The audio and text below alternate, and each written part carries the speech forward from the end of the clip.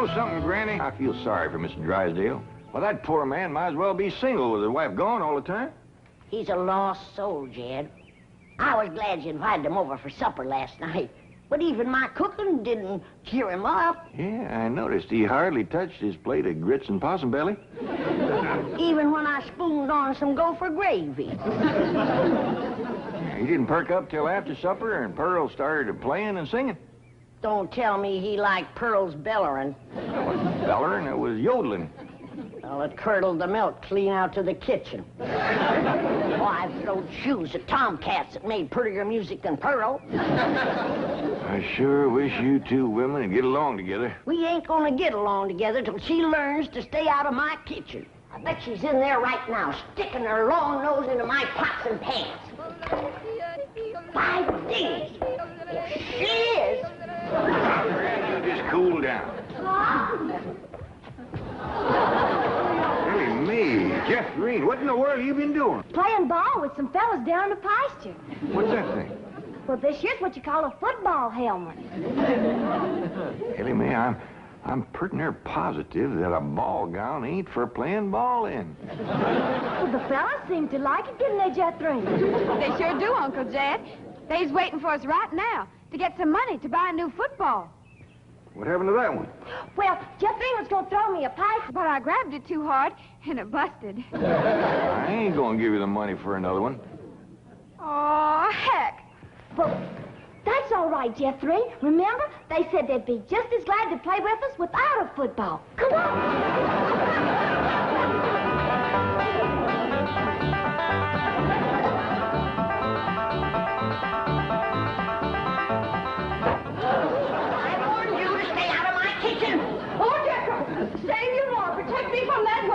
Hold her, Jethro, so I can tackle her. Granny, a thing like that could smart. I'll put me down, big overgrown put. Hey, what's going on here? Jethro, put your granny down. Put me down. He was fixing to whomp Ma. I'll whop her. Here, Ma, now it's a fair fight. I ain't gonna whomp nobody. Well, then you tell Pearl the next time she sticks her nose in one of my pots, I'm gonna cook it. It is my bounden duty as a mother to supervise the victuals of my growing children.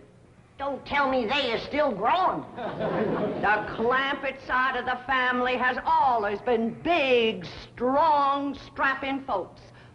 It's your family that brought in the runts. Who you call a runt? I think she meant you, Granny. He's about as helpful as a high wind in a prairie fire.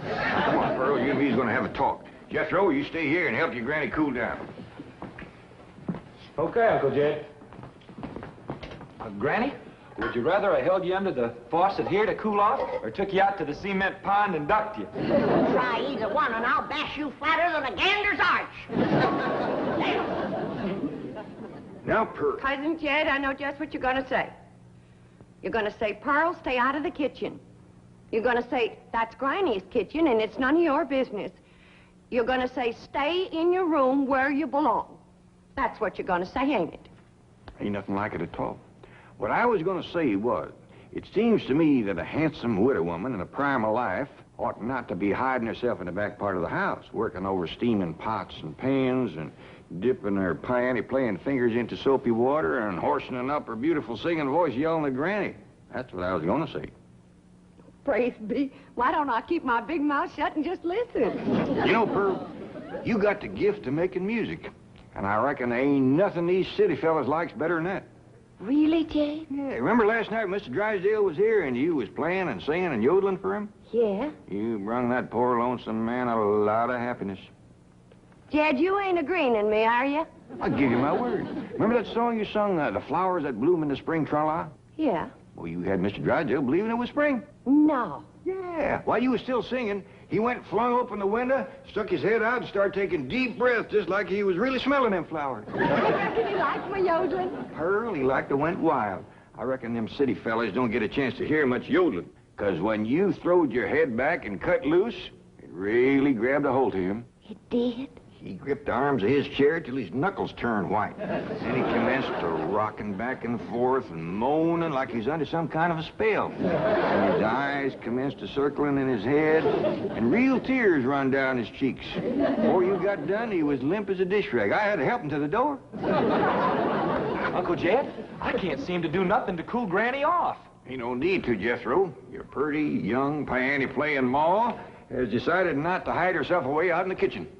That's a good idea, Ma, because Granny, she'd find you and whomp you. Well, we'll see about that. Well, you stay out here and practice playing and singing and yodeling. I'll take care of Granny. I wonder if I should have told Uncle Jed that Granny's waiting behind the door with a skillet to whomp the first person that sets foot in her kitchen. Reckon I should have. Jed, I'm sorry. I thought it was Pearl coming in. Granny, you done shortened me. I'll make a poultice for your head right away now, Jed. Right away.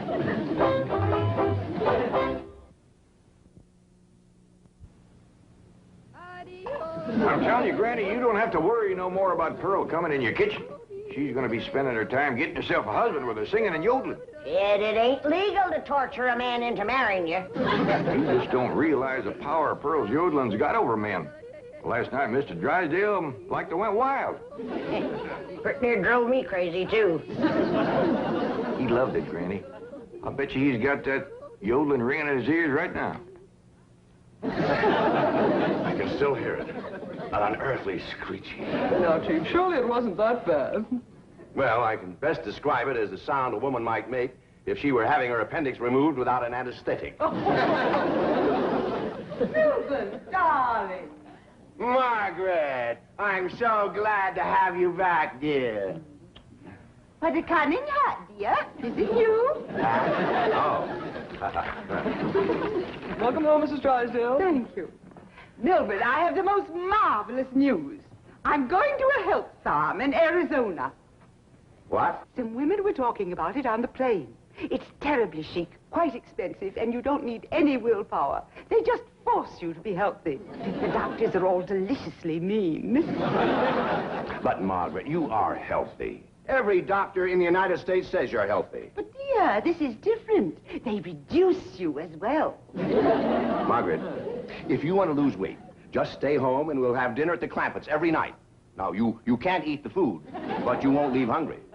Because Cousin Pearl will yodel your appetite away. But, Milburn, it's so fashionable to go to a health farm. Oh, Margaret, please stay home and run the place for a while. You have plenty of servants. Yes, but we have no one to manage the place. And with both of us away most of the time, the servants are asleep on the job. Well, just hire a good, efficient housekeeper. Oh, yes, just try and find one. Oh, Margaret, please stay home. All right. That's the way you feel. Miss Hathaway. I'll stay home, just as you wish. That's my darling. Yes, Mrs. Drysdale? Telephone the pharmacy and have all my prescriptions refilled. And call my psychiatrist, my neurologist, my internist, and my osteopath and have them come over. Oh, and I'll need nurses around the clock. I just know servant problem's going to bring on a nervous breakdown. All right. Go to the health farm. No. My place is at home. Please go to the health farm. All right. If you're sure that's what you want. Oh, I want it. Milburn, I promise to come back a new woman. Goodbye. Just think, Milburn, you'll have a young, glamorous wife. Slim, trim, beautiful. All right. Start looking for a new housekeeper. Won't do any good, Chief. We've been through this. Mr. Drysdale's office. Who's calling, please? Tell him it's a surprise. Surprise? That's what she says. Milburn Drysdale speaking. What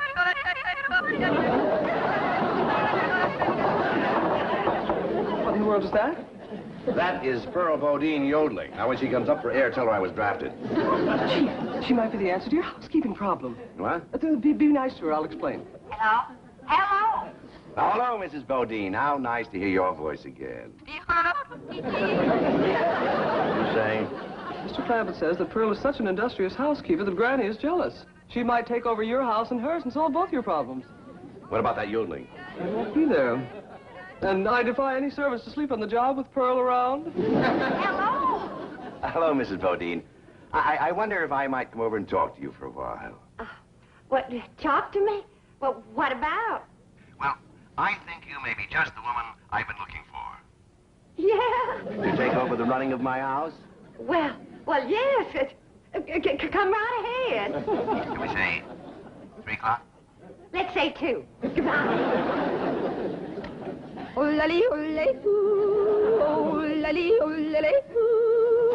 Will you stop that infernal caterwauling of yours? It might be infernal caterwauling to you, but it's pure catnip to me.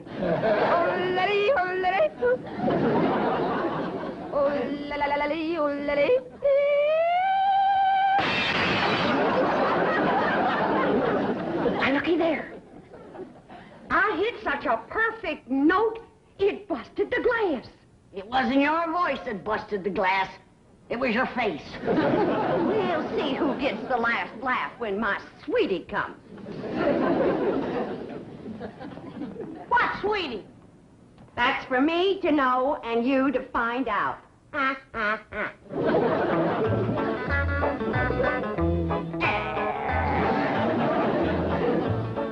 Sure is nice of you to share your soap with Miss Drysdale. Well, with my lye soap, she'll be happy to stay home and do her housework.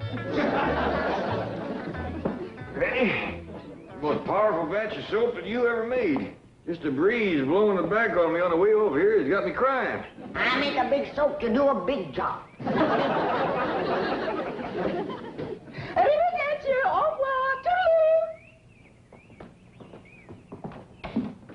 Howdy, Miss Drysdale. Hello. Goodbye. Where are you going? Melbourne is sending me to a health farm. Martin, are we loaded? Yes, ma'am. Well, let's fly. Just a minute, Miss Drysdale. Granny and me brung you something. Yeah, honey. Take a good whiff of this. How nice of you.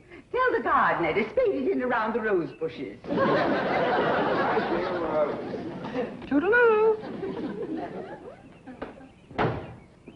Oh, just a minute, ma'am. Granny and me'd like to talk to you. I haven't time. The sooner I go, the sooner Melbourne will have his new wife. Did you say new wife? Completely new. Young, glamorous, slim, trim, and beautiful. Oh, Martin, did we take my medicine? 16 bottles, Mrs. Drysdale. Drive on. Toodaloo.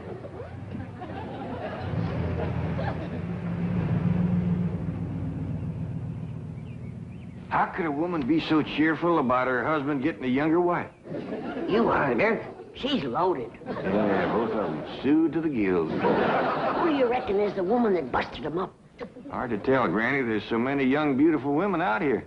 Yeah, probably one of them glamorous movie stars.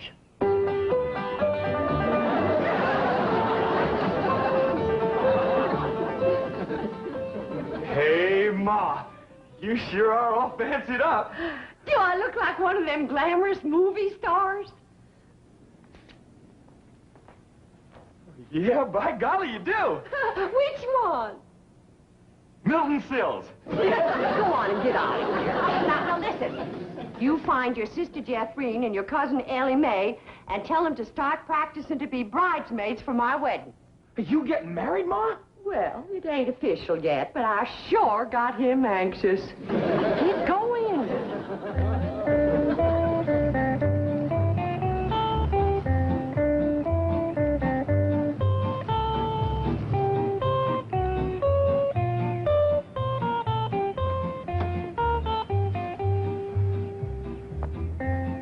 I think we have in about 15 minutes.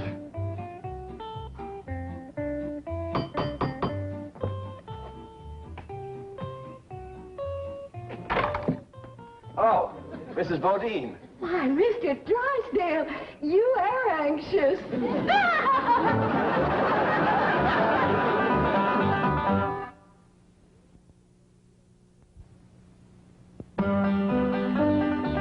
If I'd have had a little more notice, I'd have baked your sweet potato pie. It's one of my specials. Oh. Won't you sit down? Thank you. Here, I'll take your hat.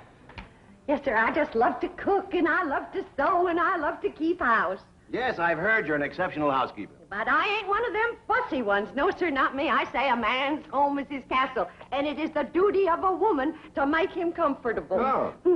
There we go. Yes, sir. A man works hard all day, and when he gets home, he has a right to enjoy himself.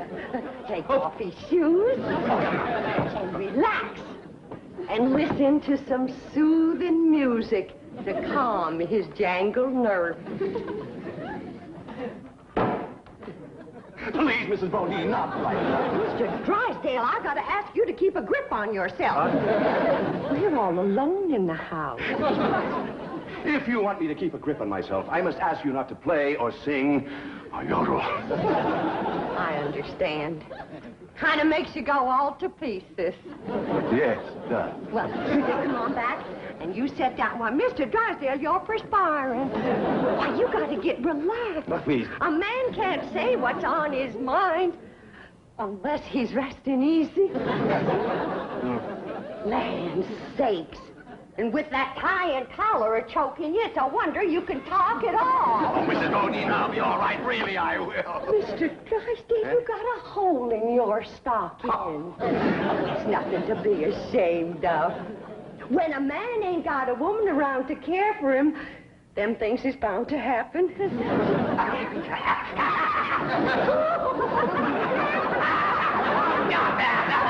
I declare, Mr. Drysdale, you're ticklish. Now, look, I'm gonna let you sit easy, and I'm gonna darn that up before you know it. Oh, Mrs. Bodine, no, really, I can manage. No, I ain't taking orders yet. No, please, give me back my sock. Now, get. Give me my sock. I know how to handle you.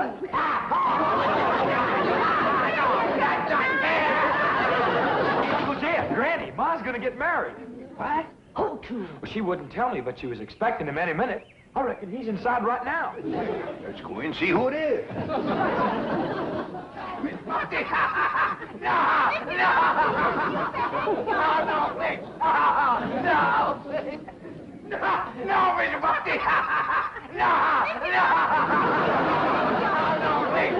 Mr. Drysdale. I reckon Pearl is a young, beautiful woman that busted up his marriage. What? It's been her singing and yodeling that drove him to it. Mr. Drysdale. Mr. Clampett, it was just, your cousin and I were... Oh, no, we weren't. Jethro, leave the room.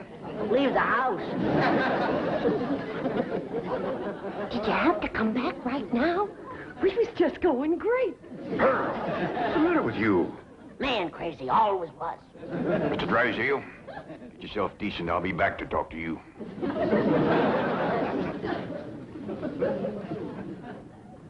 Shame on you. You too, Pearl, you homewrecker. I don't know what you're talking about. You told me that Mr. Drysdale was crazy about my yodeling, so I called him at the bank, and I yodeled, and he come a-running over here to see me. You done yodeled your way twixt Mr. Drysdale and his wife? Wife, I didn't know he had a wife. Well, he has. The sweetest, kindest, nicest, drunkenest woman you ever saw. You done sent her to the farm. Put her out to pasture so he can marry you. You seen her leaving? Oh, she knows about you, Pearl. Said her husband was going to get a new wife. Young, glamorous, slim, beautiful. Shit. That can't be Pearl. You're forgetting what a powerful spell her voice throws on a man. Now, Pearl, I'm going back in there and try to talk some sense to Mr. Drysdale. Whatever you do, don't yodel.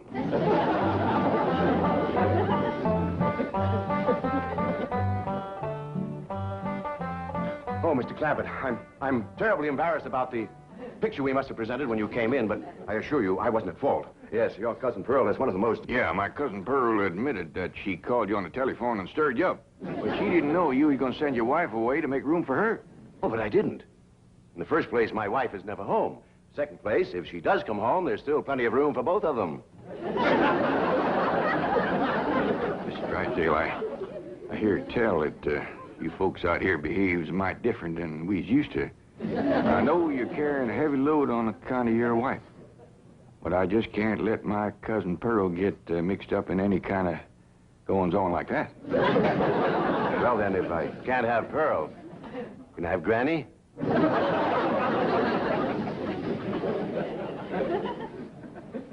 Lord love you, you're a desperate man. What are they saying? How can I hear when you keep pestering me? Oh! Jed told you not to yodel. I was screaming. Hell, the difference. What in the world happened to you? We was playing football with some boys. Yeah, and they sure was dumb. Jethrine was a-toting the ball, and they kept a-tackling me. Go get cleaned up, both of you. Jethro says you want us to be bridesmaids at your wedding. Yeah, who you marrying, Aunt Pearl? What's his name, Ma? Puddin' and tame. Ask me again, and I'll tell you the same. Now, get upstairs. That's a funny name, Puddin' and Tame. Oh, Ma don't care. She once said she'd marry Humpty Dumpty. Well, I like Jethrine Tame better than Jethrine Dumpty. That poor man in there is so sick of his drinking wife, he is wanting to marry either one of you two. Last one in is an old maid. Ready? He's trying to save the marriage, not bust it up, and I think I got an idea that'll do it. Now, I want you two to wait in the kitchen, and when I bring Mr. Drysdale in, I want the two of you. Yes, sir, Mr. Drysdale. Both them fine, hard-working, good-cooking, housekeeping women is in the kitchen there. All you have to do is go in there and take your pick. Oh, this is marvelous of you. Nobody knows. Oh, no. And they took the pledge.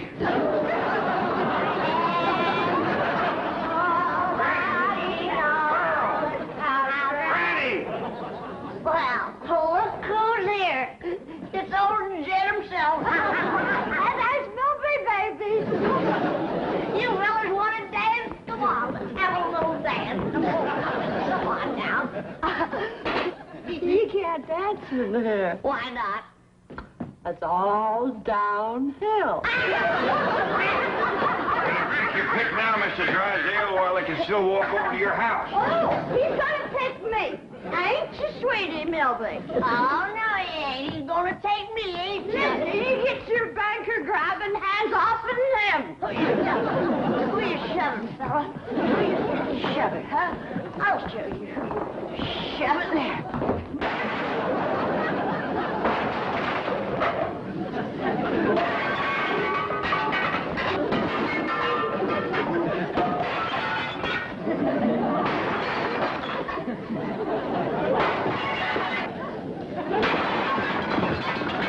How about taking both of them, Mr. Drysdale? No, thanks. You done it, girls. Bless you both. Pearl, you were just great. So was you, Granny, darling. Together, you saved that man's home and you saved his marriage. Now, don't it give you a good feeling? Yeah. Well, I'm kind of winded. I think I'll go upstairs and rest. Call me when lunch is ready, Granny. Oh, now, just a minute, Pearl, honey. We got a lot of mess to clean up here. Granny, darling, you give me strict orders to stay out of your kitchen. Remember? Why, you low down, no good. Here we go again. Yes?